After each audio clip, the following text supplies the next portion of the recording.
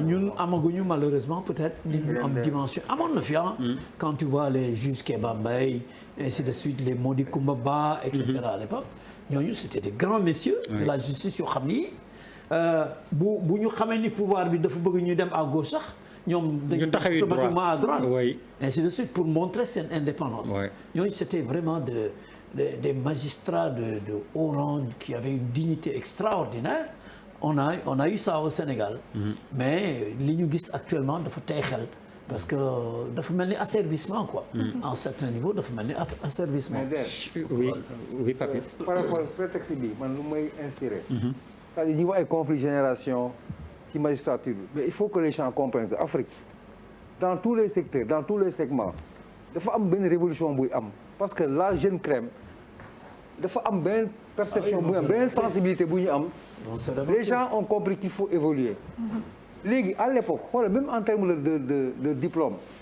il y a 15 ans ak aujourd'hui mais xale boo gis bu ndaw mu ngi taxawal benn master am ce n'est plus comme avant ça veut dire que les gens vont être boostés dans leur dernier retranchement parce que les choses vont changer c'est-à-dire nga bëggee ko nii day changer nga bañee ko nii day changer c'est le monde qui demande un changement parce que les gens niveau bi moo élevé les gens ont explosé les murs de complexe amatul sens. C'est comme le recrutement des greffes contre les greffiers avant c'est avec le bac bon mais maintenant c'est avec la maîtrise et tout ça mais ils ont des aspirations ça va changer boo demee dans toutes les corporations tu vois ça va changer ça va changer. C'est inexorable. Charles, ça ne peut pas s'arrêter. Non, ça va. Je suis d'accord. Ça ne peut pas s'arrêter. C'est pas possible. C'est parti. Non, je suis d'accord que ça va changer. Ça va changer. Et dans le bon sens. Non. Il est temps que les gens comprennent qu'il faut rompre avec certaines pratiques. Dañ ko def pendant plus de 60 ans. Ça n'a jamais donné de résultat. Ça veut dire que c'est pas bon. C'est pas bon. Waaw, ça veut dire mais il faut pas aller penser que xam nga tant que Aïssatou dafa ne nous sommes sous-développés. Non, nous sommes pas sous-développés. ñun ñoo joxul suñu dëkk moom lu mu ñu jox ñoo ko delloowul tubaab yi dañuy il faut bien comprendre ce qui est arrivé tubaab yi bu ñuy ñëw di former ay sénégalais balaa ñoom ñuy jox indépendance c'était des sénégalais à leur service lañ jàngale ñu jox ñu indépendance ñun ñu continuer ba pare xam découvrir nguur ñu ne la nguur nii la ñu jël nguur boobu nga xam ci ñoom lañ ko jël appliqué fi téye nag ak ay privilèges et on a déroulé sauf qu'aujourd'hui dañu arrivé ci benn moment boo xamante ne l'intelligence va beaucoup plus rapidement nit ñi gën a nombreux donc les attentes sont beaucoup plus nombreuses sans que da nga ne Bouba pas de nouveau type de équipe moi je suis d'accord avec toi c'est le nouveau sénégalais nouveau moo ma gënal nouveau type de sénégalais nouveau mooy que tey xam-xam bi am nañ ko mais pourquoi mënuñu dem mais dëkk boo xamante ni le développement d'un pays dañuy wax yëpp culturel sa nga wax na koy tout mais le développement d'un pays passe d'abord par sa justice il faut que les contentieux puissent être réglés dans les délais tey bu ma nekkee par exemple directeur de société wala ñun fii ñu am ay problèmes de xaalis ak et que la justice soit là à perdre mais tu imagines combien d'argent on perd loolu tax si on prend par exemple l'exemple de la grève qui a duré 2 mois là. Mais c'est une catastrophe. C'est une catastrophe sur le plan économique, sur le plan judiciaire. On pouvait éviter. Non, on pouvait éviter. Non, ce n'est même pas qu'on pouvait éviter qui ne doit pas se produire. Alors, ça veut dire comment mun nga am grève pendant deux mois sur le plan économique muy daw. C'est pour te dire que dëkk bi dafa en fait on a tout inversé. L'autorité mu nga xamante ne amatu fi. donc faut dire les choses il y a plus d'autorité dans ce pays là quand moi j'entends des choses yoo xamante ne booba yaa ngi ne la presse qui ne fait plus son travail pour la seule et simple raison parce que dafa am foo xamante boo fa ak gars yi la ñu ñëw loolu lay mais il faut pas oublier ce qu'on a fait au journal Écho dañu ñëw fekk leen foofu lan moo leen fekk et c'est pas la première fois c'est-à-dire que dañu arrivé dans ce pays boo xamante ne il y a une multitude de pouvoirs ku si nekk dina ne man maay lii et finalement tout commence à fissurer mais je pense que le véritable enjeu tey mooy un nouveau Sénégalais un nouveau. Oui, Malal. Oui, mais c'est juste un peu pour rebondir sur le Sénégalais nouveau. Le Sénégalais nouveau, c'est également le nouveau type de Sénégalais. Le nouveau type de Sénégalais, c'est un projet de société qui voudrait que le Sénégalais en lui-même soit beaucoup plus exigeant par rapport et simplement dans l'amélioration de ce qui se passe. C'est-à-dire ce n'est pas forcément par opposition à l'ancien type de Sénégalais, c'est par opposition au mauvais type de Sénégalais. C'est qui le mauvais type de Sénégalais? C'est le Sénégalais qui a étudié au Sénégal, dont les études ont été soutenues et financées effectivement par le contribuable sénégalais. C'est le Sénégalais qui occupe une fonction au niveau de la magistrature, c'est le Sénégalais qui est ministre. Bon, bu Sénégalais yi jox tout ce qu'il faut, mais derrière, il fait tout ce qu'il veut. Donc, en fait, le projet qui est derrière le nouveau type de Sénégalais, c'est dire qu'en fait, je vais être exigeant par rapport aux gens que j'ai élus. Je vais surveiller le président de la République pour le programme pour lequel il a été élu. Je veux effectivement, mais Malal, est-ce que amul benn rendez-vous bu raté le rendez-vous boo demee par exemple en Corée du Sud l'homme le mieux payé en Corée du Sud koo xamante ni moom la ñuy gën a fay Corée du Sud ak en Asie aujourd'hui ce sont les enseignants bu fekkente ne tu as dépossédé l'enseignant de son pouvoir nga bëgg a jox benn un enseignant bu mu bëggoon dem tey c'est-à-dire tubaab bi fa la ñu naxee lan la ñu jël téye ñu bàyyi du dans l'obscurantisme jël ay nit yoo xamante ne ñoom ñoo jàng université ñu jox la lépp lu faut ba pare jox la xaalis ne le pouvoir bi nii nga koy def ba pare bàyyi le peuple dans l'ignorance. N'oublions pas que internet bu muy ñëw Sénégal bu muy ñëw par exemple fii Sénégal je ne sais plus c'est en quelle année mais nous sommes l'un des premiers pays en Afrique de l'Ouest à l'avoir.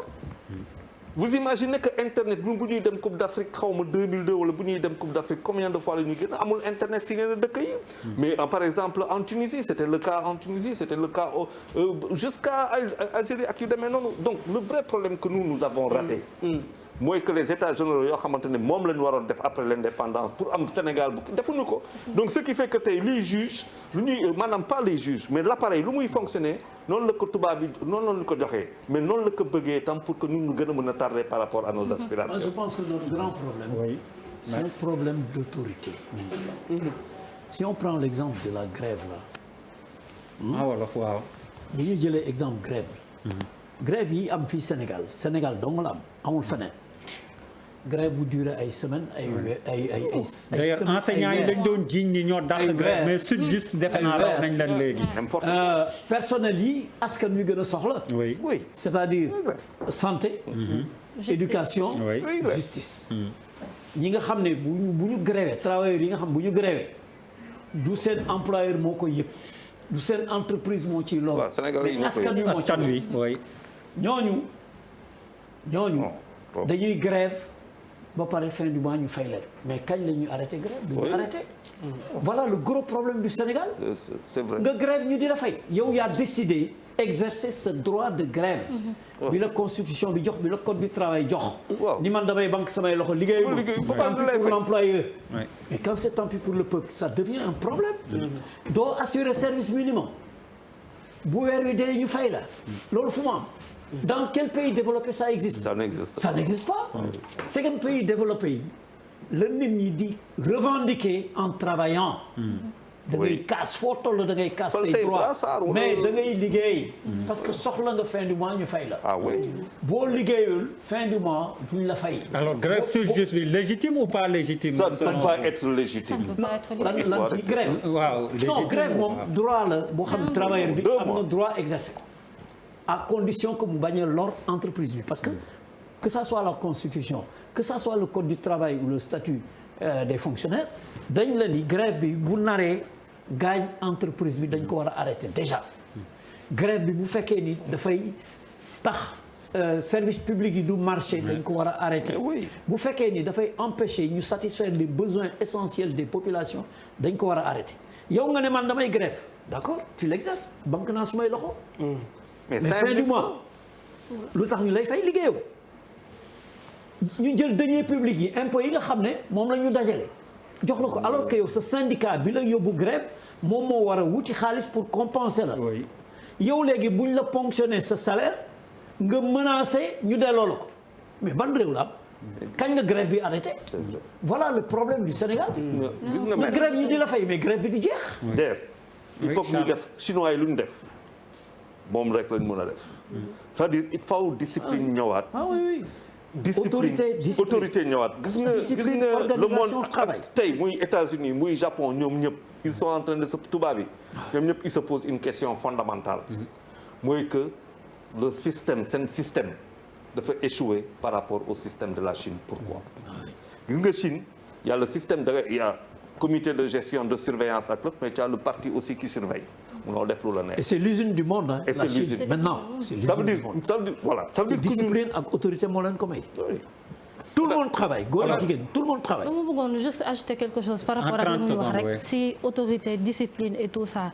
par exemple tey suñu jëlee par rapport ak acte 1 acte 2 ba acte 3 de la décentralisation tey lu bëri ñoo xamante ne même les conseillers municipaux ne sont même pas au courant da ngay gis en tant que jeune même pour les débats d'orientation budgétaire en tant que jeune bu dëkk ci quartier bi tu as le droit tey yow da nga koy exiger. ci kii bi mairie bi pour que yéen ngeen assister pour les débats d'orientation budgétaire ngeen xam lu ñëw ci mairie bi lu nekk fii lay dugg fii lay dugg fii lay dugg juste pour dire que ñoom dañuy xam loolu dañ ciy teg seen tànk pour que ce pouvoir là ne revienne pas à la population pour qu'il y ait un certain contrôle juste pour dire que li fi ñu war a investir par rapport ak autorité bi et qu'on ait une justice forte par rapport à ça tey bu ñu ko defee xëy na am na ñenn ñoo xam ne duñ ci gis seen bopp ndax la ñu amoon ci latitude mën ko def dootuñu ko amati tey dans les zones où on est parti former les différentes couches des populations que ce soit les élus locaux wala ñi nga xamante ne les populations les ASC ak bàjjanu gox yi ak consorts ñoom ils étaient surpris parce que dañu naan ñun mosuñu xam ni que am nañu possibilité di fekkee les débats d'orientation budgétaire parce que lépp luy dugg ci sa gox yéen population ba yéen a leen fa teg donc war ngeen ko mën a xam te problème boobu si c'est pas réglé au niveau opérationnel duñ ko mën a régler au niveau stratégique donc ce qui veut dire que autorité baax na ci dëkk ndax loolu bokk na ci li koy doxal. alors maître xoolal doon na gën a neex bu doon waa UMS ni mu ko waxee teew